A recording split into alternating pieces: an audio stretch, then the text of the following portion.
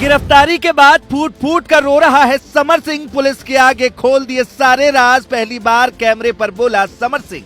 समर सिंह के गिरफ्तार होते ही आकांक्षा की मां ने सीएम योगी से कर दी बड़ी मांग कि अश्लील वीडियो ने ली आकांक्षा की जान। जिस दिन हुई आकांक्षा की मौत उस दिन के बाद से कहां फरार हुआ समर सिंह, कौन कर रहा था भागने में उसकी मदद।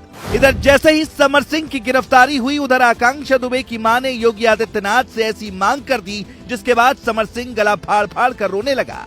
समर सिंह को अपने गुनाह एक एक कर याद आ रहे हैं और वो अब हर एक गुनाह पर पछता रहा है। अब तक आकांक्षा के फोन से पुलिस ज्यादा कुछ पता नहीं लगा पाई थी, लेकिन अब खुलासा हो गया कि 25 मार्च को आकांक्षा दुबे और समर सिंह की बातचीत हुई थी।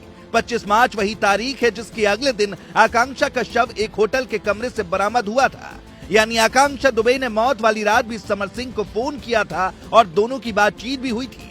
लेकिन समर सिंह ने ऐसा क्या कह दिया था जिसके बाद आकांक्षा ने इतना बड़ा कदम उठा लिया, और पुलिस की पूछताछ में अब तक समर सिंह ने क्या राज उगले हैं, सारी बातें आपको बताएंगे।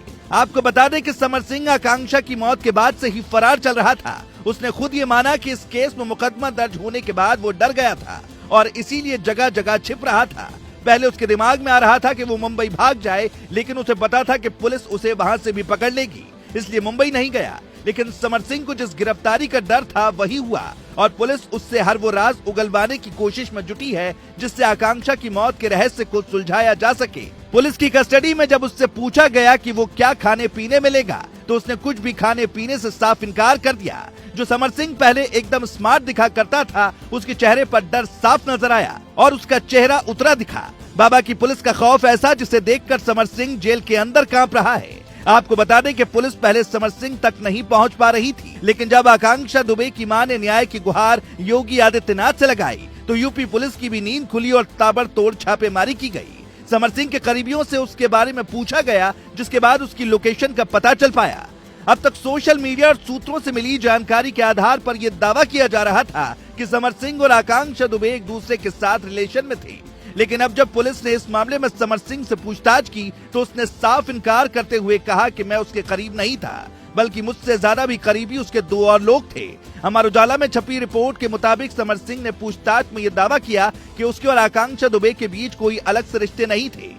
उसने कहा कि कैमरे के सामने हमारी जोड़ी अच्छी लगती थी, लेकिन जब समर सिंह ने यह दावा किया कि आकांक्षा के साथ उसके केवल प्रोफेशनल रिश्ते थे तो शक की सुई एक बार फिर समर सिंह की तरफ और ज्यादा झुक गई, क्योंकि लगातार आकांक्षा दुबे समर सिंह से जुड़े पोस्ट इंस्टाग्राम पर डाल रही थी। 14 फरवरी को तो बाकायदा उन्होंने समर सिंह के साथ की 2 तस्वीरें डाली थी, लेकिन उसी के 12 दिन बाद आकांक्षा दुबे की जान चली गई। अब पुलिस इस एंगल से भी जांच कर रही है कि 12 दिन में दोनों के बीच क्या बातचीत हुई।